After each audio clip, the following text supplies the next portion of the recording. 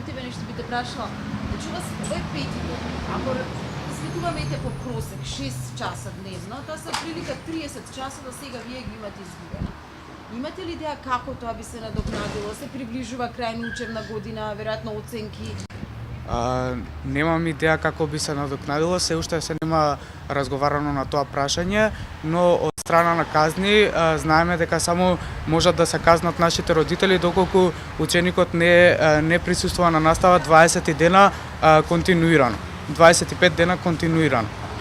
Се надеваме дека бојкотот нема да продолжи до 25 дена и дека Министерството ќе одвои 1 час да не примина дискусија и средба. Размислувате ли да се радикализира на некој начин ако и после сите овие денови Министерството стане глува на вашите барања за средба?